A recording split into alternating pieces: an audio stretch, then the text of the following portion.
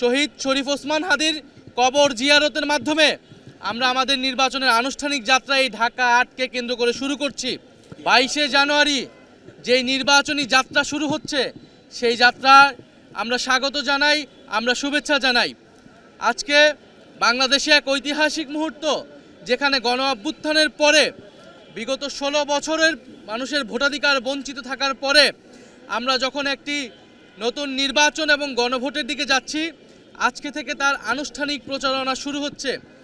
আমরা জাতীয় নাগরিক পার্টি এনসিপি এই ঢাকা বিশ্ববিদ্যালয় এলাকায় অবস্থিত এই 3 নেতার মাজার এবং শহীদ শরীফ ওসমান হাদির কবর জিয়ারতের মাধ্যমে আমরা আমাদের নির্বাচনের আনুষ্ঠানিক যাত্রা এই ঢাকা ৮কে কেন্দ্র করে শুরু করছি।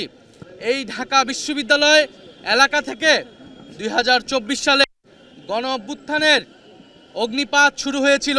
1952 সালের ভাষা আন্দোলন, 1971 সালের মহান মুক্তিযুদ্ধ এবং 1947 সালের পাকিস্তান আন্দোলন, এই সব কিছুর সাথেই এই বঙ্গ জনপদে বাংলার মানুষের যত লড়াই সংগ্রাম, সব কিছুর সাথেই আমরা আজকে এই 3 নেতার মাজারে এসেছি।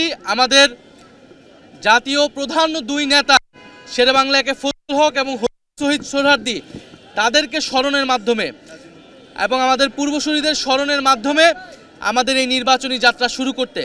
কারণ আমরা জানি এই বাংলাদেশের রূপকার ছিলেন শেরেবাংলা একে ফজলুল হক, এই বাংলাদেশের অন্যতম স্থপতি ছিলেন শহীদ সোহরাওয়ার্দী।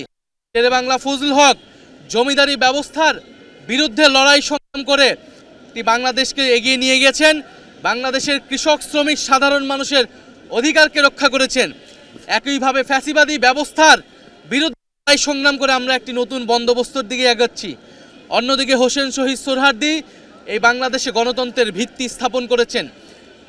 24-এর গণ অভ্যুত্থানের পরেও আমরা বাংলাদেশে নতুন করে গণতন্ত্রের ভিত্তি স্থাপন করছি এই নির্বাচনের মধ্য দিয়ে। এবং আমরা অবশেষে যাব শরীফ ওসমান হাদি, জুলাইয়ের অকণ্ঠ সৈনিক, আমাদের জুলাইয়ের সিপাহসালার, আধিপত্যবাদ বিরোধী হাদি, তার জিয়ারতের মাধ্যমে আমরা এবারের নির্বাচন যে আমাদের আধিপত্যবাদ বিরোধী যাত্রা, আমাদের আদির যাত্রা, সেই যাত্রা আমরা শুরু করছি শরীফ ওসমান হাদি ভাইকে ধারণ করে, স্মরণ করে। এবং আজকের এই নির্বাচনী যাত্রার আমাদের শুরুর 2টা বক্তব্য হচ্ছে, এক, প্রথমত গণভোটে সারা বাংলাদেশের মানুষকে আমরা আহ্বান জানাচ্ছি, গণভোটে আপনারা হ্যাঁ ভোট দিন।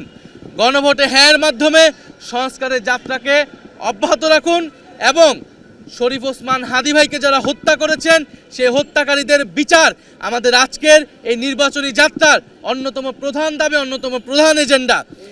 আমরা নির্বাচনের আগেই তার চার্জশিট থেকে শুরু করে সকল কার্যক্রম যাতে সম্পন্ন হয় এবং আমরা অবশ্যই এই হত্যাকাণ্ডের সুষ্ঠু বিচার আমরা এই বাংলার মাটিতে আদায় করে ছাড়বো ইনশাআল্লাহ। সারা বাংলাদেশের মানুষের প্রতি আমরা আহ্বান জানাচ্ছি, আপনারা 10 দলীয় ঐক্যজোটকে বিজয়ী করুন, 10 দলীয় ঐক্যজোটের মার্কাকে বিজয়ী করুন এবং জাতীয় নাগরিক পার্টি এনসিপির সারা দেশে যেই 30 জন প্রার্থী রয়েছে, সেই 30 জন প্রার্থীকে শাপলা কলি মার্কায় বিজয়ী করে সংসদে পাঠান।